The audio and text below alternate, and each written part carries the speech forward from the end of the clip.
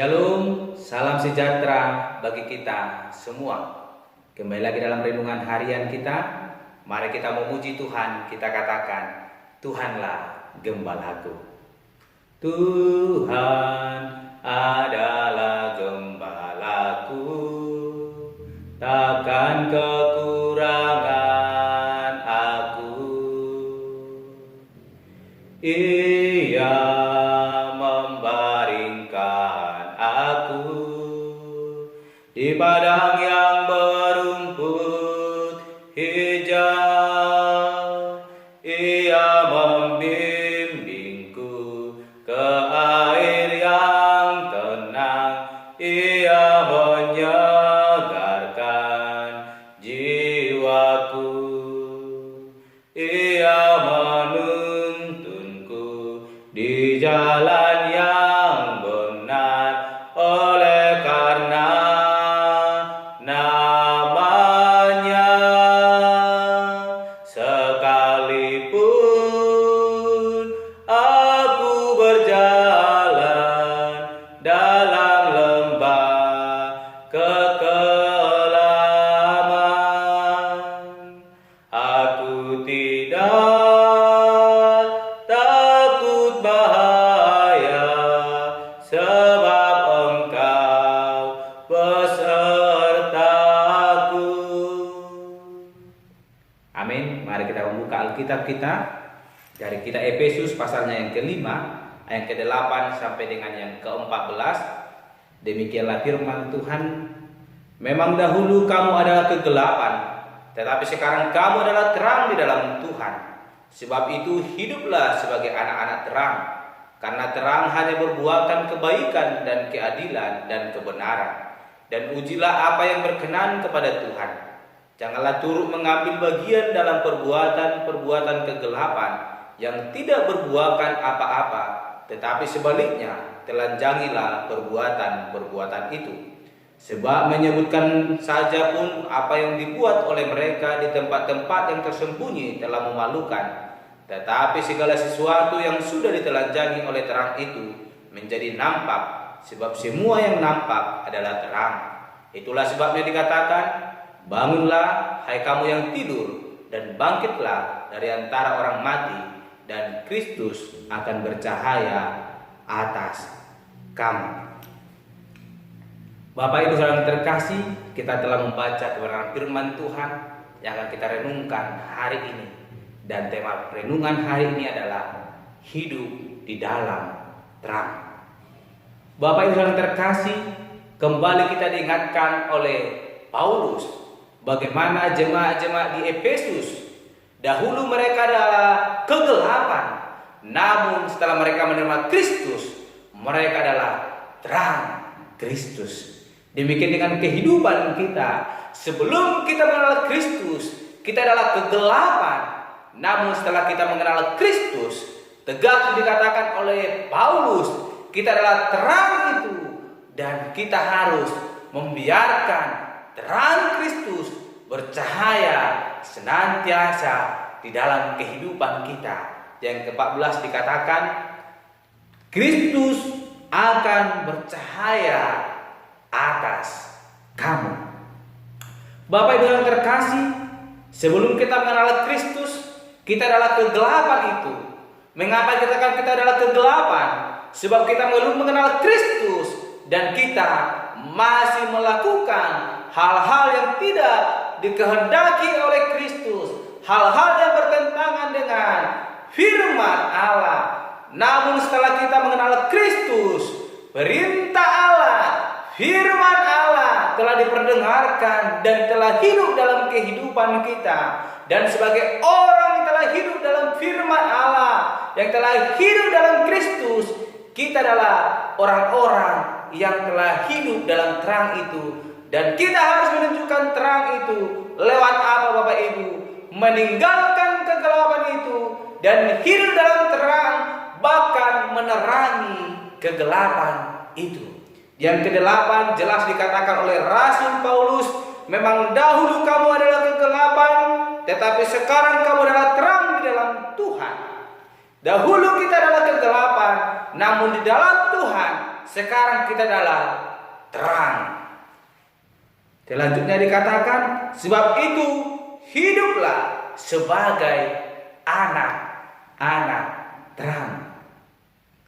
Sebagai terang, Bapak Ibu Saudara terkasih, kita diajarkan Kristus supaya hidup sebagai anak-anak terang. Apa yang harus kita lakukan sebagai anak-anak terang? Seperti apakah kehidupan anak-anak terang itu? Di ayat ke-9 jelas dikatakan, karena terang hanya berbuahkan kebaikan dan keadilan dan kebenaran. Bagaimana kehidupan anak-anak terang itu adalah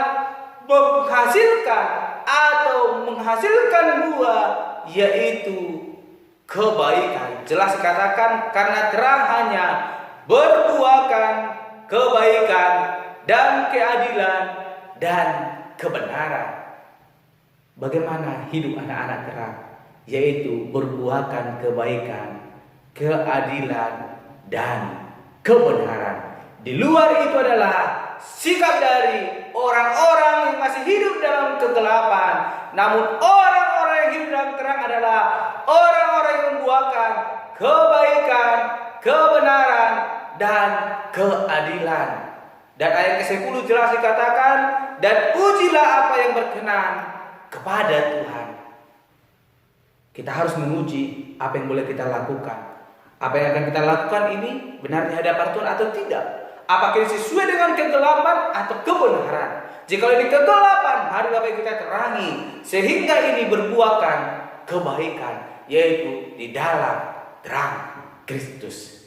Itulah gunanya sebagai orang percaya, kita diperlengkapi dengan hikmat Kristus, membedakan mana yang tidak baik, mana kegelapan, dan mana terang Kristus. Ayat ke-11 dikatakan, janganlah turut mengambil bagian dalam perbuatan-perbuatan kegelapan yang tidak berbuahkan apa-apa, tapi sebaliknya telanjangilah perbuatan-perbuatan itu.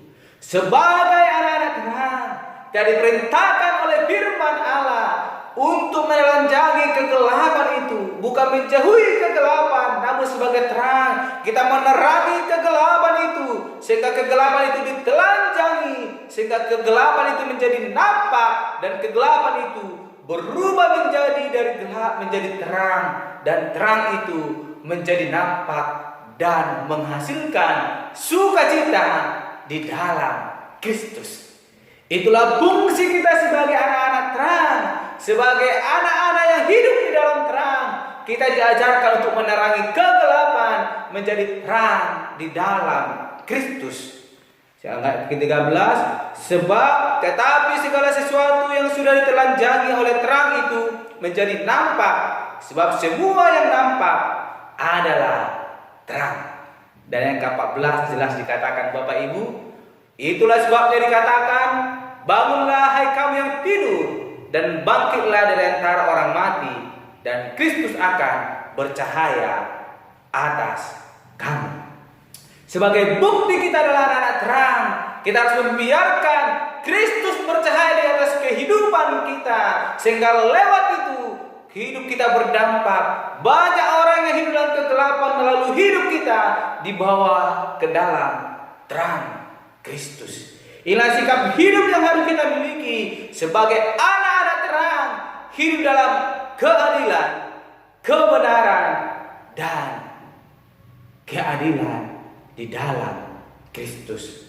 Oleh karena itu, Bapak Ibu Saudara terkasih, sebagai orang-orang yang sudah percaya, yang hidup dalam Kristus, mari kita hidup dalam terang Kristus, melakukan apa yang dikehendaki Allah sesuai dengan di ayatnya yang ke-8 dikatakan, sebab itu hiduplah sebagai anak-anak terang. Ayat ke-9, karena terang hanya berbuahkan kebaikan, keadilan, dan kebenaran.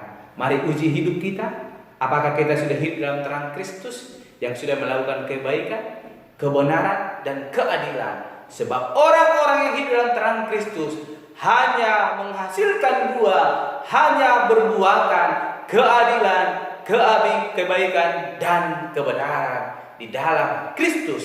Di luar itu adalah orang-orang yang hidup dalam kegelapan, Dan sebagai orang hidup dalam terang, mari kita terangi kegelapan itu, sehingga kegelapan itu semakin nampak dan kegelapan itu berubah menjadi terang di dalam Kristus. Amin. Mari kita berdoa. Bapa Surgawi, kami telah merenungkan firman Tuhan, bagaimana Rasul Paulus mengingatkan kembali kami seperti mana jemaat di Efesus sebagai anak-anak yang hidup dalam terang Kristus. Kami harus menghasilkan buah, yaitu kebenaran, keadilan, bahkan kebaikan. Dan kami harus menerangi kegelapan itu sehingga boleh berubah menjadi terang di dalam Kristus. Dan Kristus semakin bercahaya di dalam kehidupan kami. Ini menjadi kerinduan kami Tuhan. Dalam Yesus Tuhan kami berdoa. Haleluya. Amin. Shalom Bapak Ibu. Selamat beraktivitas. Tuhan Yesus memberkati. Adalah gembalaku, takkan kekurangan aku. Dia membaringkan aku di padang yang berumput hijau.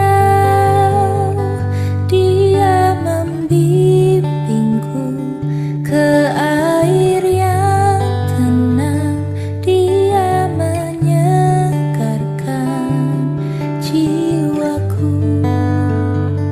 Dia menuntunku ke jalan